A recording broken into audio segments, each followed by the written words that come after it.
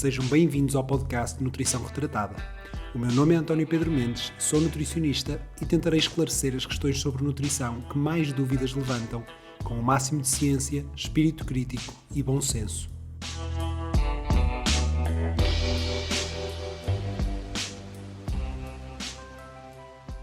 O título deste episódio serve de mote a uma reflexão que tenho inúmeras vezes com outros colegas nutricionistas e até mesmo com alguns utentes em situação de consulta.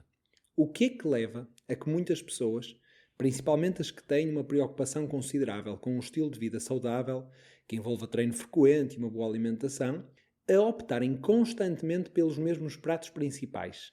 E aqui o bife de frango com arroz é o rei de todos eles e é por isso utilizado como exemplo. Eu diria até com o atum em lata a aproximar-se do frango enquanto fonte proteica preferencial, mas não havendo sequer um opositor para o arroz. E a primeira questão a fazer é: será este o melhor caminho para quem quer melhorar a sua alimentação? De seguida explorarei os potenciais motivos para que tal assim seja. Será porque estes são pratos que têm pouca gordura de adição e por isso menos calorias? Ou porque o sabor convence gregos e troianos? Também o endeusamento deste prato por parte dos bodybuilders pode ser uma causa. E até podemos considerar que será pela facilidade de confecção ou pela falta de ideias para criar alguma variedade nos pratos principais. Vamos explorar ponto por ponto. Comecemos por nos questionarmos se este é o melhor caminho do ponto de vista de saúde, de otimização de saúde. Historicamente, variar o tipo de alimentos consumidos diariamente sempre se associou a melhor saúde. Aliás, não é por acaso que a variedade é um dos 3 mandamentos da nova roda dos alimentos portuguesa.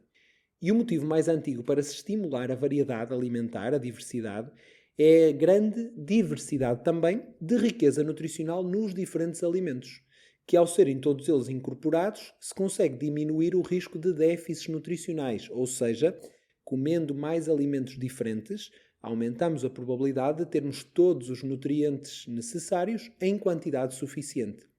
Para além disso, há alguns estudos a sugerir que os benefícios não se ficam apenas por aí. É que, para além da variedade de vitaminas e minerais, também se consegue uma maior variedade de outros compostos bioativos, nomeadamente os que estão associados a efeitos antioxidantes e anti-inflamatórios, como, por exemplo, os polifenóis, de que já falamos aqui noutros episódios. Há alguns estudos muito recentes que tendem a mostrar de forma consistente que variar os alimentos se associa à diminuição de risco de doenças do foro cerebral, como depressão ou demência. Até a tão famosa microbiota intestinal parece beneficiar de uma alimentação diversificada, ou seja, parece que não basta ser saudável, é preciso que também se varie dentro do saudável.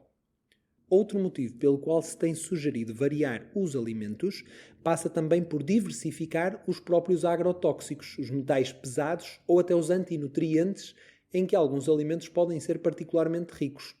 É que todos temos a percepção de que, naturalmente, os alimentos são compostos por milhares de substâncias, algumas terão efeitos benéficos, outras nem tanto.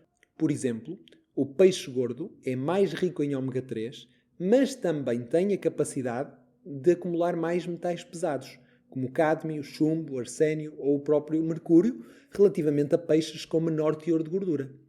Um estudo recente mostrou, por exemplo, que o atum em lata à venda em diferentes países contém quantidades de metais pesados que podem preocupar para quem ingere atum com muita frequência. Mas isto não é um alerta contra o atum. Atenção! Porque como o atum, existem dados para muitos outros alimentos. Aliás, eu costumo dizer que se fôssemos à procura de potenciais problemas em variadíssimos alimentos, não nos sobraria nada para comer ou para beber. Portanto, a sugestão aqui, e o exemplo do atum serve para isso mesmo, é variar o tipo de alimentos também para podermos variar os potenciais metais pesados ou outras substâncias com efeitos menos interessantes para a saúde. Para além dos efeitos na saúde de forma direta, parece-me que diversificar a dieta também pode levar ao gosto pela culinária e pela alimentação saudável, evitando também, desta forma, o cansaço pela repetição de determinados alimentos.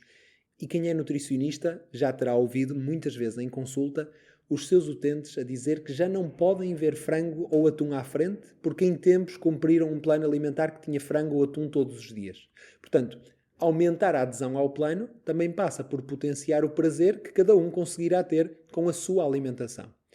Portanto, se a variedade é importante, Vamos agora perceber porque é que as escolhas acabam sempre por recair nos mesmos alimentos e métodos de confecção. E eu identifico aqui 5 possíveis causas. A primeira é a possível sensação de que os grelhados e cozidos são sempre melhores porque não levam gordura e por isso têm menos calorias. Em boa verdade, é perfeitamente possível cozinhar um estofado ou um assado também com muito pouca gordura. Cortar o peito de frango em cubos e refogá-lo com um pequeno fio de azeite, vamos pensar em 3, 4 gramas, cebola, tomate, pimentos e especiarias, por porção estamos apenas a acrescentar 20 ou 30 quilocalorias, o que é pouquíssimo e muito pouco relevante. Também o assar pode ser um método de confecção muito pouco calórico. Juntar esses mesmos 3, 4 gramas de azeite com vinagre balsâmico e especiarias, pincelando a fonte proteica, que pode ser frango ou outra qualquer, leva a uma refeição muito mais saborosa do que qualquer grelhado, parece-me a mim. Claro que aqui não estamos a falar em colocar a fonte proteica numa piscina de azeite ou de outra fonte de gordura, mas sim em pincelar. No caso do arroz branco, se a questão é a gordura ou as calorias, é porque nunca terão reparado que as alternativas não fogem muito dos números do arroz. Reparem, massa, batata inglesa, batata doce, feijão, grão de bico, lentilhas, cuscuz, quinoa, enfim, tudo o que quiserem trazer para esta festa não tem mais gordura ou calorias que o arroz. Pelo contrário, até podem saciar mais pelas mesmas calorias, como é o caso da batata inglesa. Segundo ponto, também a percepção de ser mais saudável pode levar à falta de variedade. Mas aqui, uma vez mais, não poderiam estar mais errados. E comecemos até pelo método de confecção. Os grelhados são, muito provavelmente, resultado de um método de confecção menos saudável que os estofados. E isto por dois motivos. Porque a temperatura que os alimentos atingem no processo de grelhar é bem superior à que atingem num estofado. Isso leva a que se formem mais substâncias com potencial carcinogénico, como a acrilamida ou as tão famosas aminas heterocíclicas aromáticas, que são substâncias pró-carcinogénicas, ou seja, podem aumentar o risco de cancro a partir de determinadas quantidades. E o segundo motivo é que é possível fazer estofados mais saudáveis do que os estofados tradicionais. E para isso, basta acrescentar alguma água antes de deixar o azeite ferver. E desta forma, é a água que ferve porque tem um ponto de ebulição mais baixo, não alterando tanto a qualidade do azeite, nem deixando atingir temperaturas tão elevadas nos próprios alimentos confeccionados. E agora vamos analisar aquela percepção de que frango e arroz são dois alimentos super saudáveis relativamente aos seus concorrentes. Ora, no caso do frango, não há nada que nos diga que ele é mais saudável do que qualquer tipo de peixe ou até alternativas vegetais como o tofu. Muito pelo contrário. Normalmente, quem come muito frango acaba por comer pouco peixe e, nesse sentido, está a perder a oportunidade de ingerir mais de um grupo alimentar muito especial, como é o caso do peixe. E o mesmo acontece com o arroz. O que é que terá levado ao seu endeusamento? É que a batata, mesmo da inglesa, que parece ter caído no esquecimento, ou a batata doce, tem um perfil de vitaminas e minerais bem mais interessante que o arroz, ou mesmo para a quinoa ou para as próprias leguminosas. Dito isto, não estou a sugerir que se deixe de comer arroz branco, mas eventualmente começar a variar com outros tipos de confecção do próprio arroz, ou passar para outros alimentos fornecedores de hidratos de carbono, pode ser interessante. No caso do arroz, pensemos nos seguintes pratos: arroz de tomate, arroz de cenoura, arroz de ervilhas, arroz primavera, arroz de feijão, arroz de grão, que é uma iguaria que poucos conhecem, mas que altamente recomendo, ou até mesmo arroz com feijão preto estufado ao natural à parte. Qualquer uma destas combinações tem maior riqueza nutricional do que um simples arroz branco.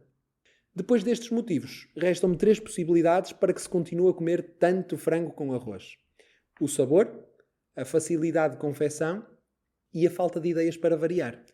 No caso deste último, vou deixar na minha página de Instagram, António Pedro Mendes, uma sugestão de emenda semanal só para perceberem o quão fácil e variada pode ser uma semana, do ponto de vista alimentar. É certo que alguns dos pratos que coloquei têm um custo maior do que o frango grelhado com arroz, mas também é possível abdicar desses pratos de maior custo e migrar para outros de custo igual ou até inferior ao famoso frango com arroz. Quanto à facilidade de confecção, cozer massa ou cozer batata não me parece mais difícil do que fazer arroz.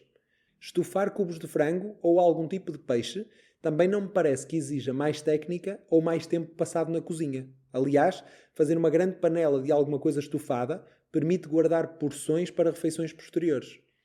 Quanto ao último ponto, o sabor, de facto eu noto que as pessoas com menos de 30 anos, sensivelmente, estarão menos abertas a pratos compostos do que a pratos mais simples.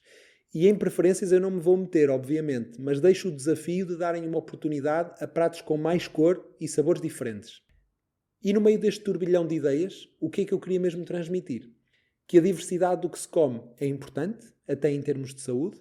É evidente que a diversidade não tem o mesmo impacto da qualidade, ou seja, é de longe preferível que se coma bife de frango todos os dias de uma semana, relativamente a comer pizza hoje, hambúrguer amanhã ou rissóis no dia seguinte. Ainda assim, garantindo alimentos com mais qualidade, variar dentro deste saudável é um bónus. A segunda coisa que quero deixar bem sólida é que os grelhados e cozidos não são necessariamente os métodos de confecção mais saudáveis. Nem sequer têm que ser os de mais simples e rápida confecção. E ninguém precisa de ser chefe com estrela Michelin para fazer um bom estofado ou um bom assado. Terceiro, apesar de não ter tido tempo para abordar a variedade nos hortícolas que acompanham os pratos, também aí é importante avaliarmos a possibilidade de variar. Já chega de brócolos cozidos todos os dias. E por último, um ponto extra. Para quem tem filhos, eu diria que é ainda mais importante variar, porque isso vai aumentar claramente a aceitação futura de novos pratos e de novos sabores. Até ao próximo episódio.